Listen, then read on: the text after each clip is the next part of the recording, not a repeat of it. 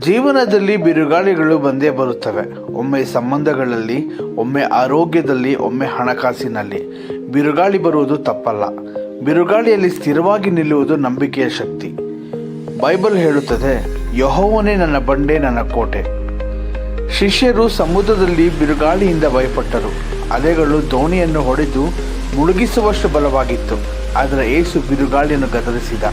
ಬಿರುಗಾಳಿಯೇ ಶಾಂತವಾಗು. ಅಷ್ಟೇ, ಗಾಳಿ ನಿಂತಿತು, ಸಮುದ್ರ ಶಾಂತವಾಯಿತು. ಸ್ನೇಹಿತರೆ, ಇಂದು ಬಿರುಗಾಳಿಗೆ ಹೆದರುತ್ತಿರುವ ನಿನ್ನನ್ನು ಕಂಡು ಯೇಸು ಹೇಳುತ್ತಿದ್ದಾನೆ, ಭಯಪಡಬೇಡ, ನಾನು ನಿನ್ನ ಜೊತೆಯಲ್ಲಿದ್ದೇನೆ. ಬಿರುಗಾಳಿಯು ನಿನ್ನನ್ನು ಕೆಡವಲು ಬಂದಿಲ್ಲ, ನಿನ್ನ ನಂಬಿಕೆಯನ್ನು ಬಲಪಡಿಸಲು ಬಂದಿದೆ. ಅಲೆಗಳು ಎತ್ತರವಾಗಿರಬಹುದು, ಆದರೆ ನಿನ್ನ ಹೃದಯ ಕದಲದೆ ಸ್ಥಿರವಾಗಿರಲಿ.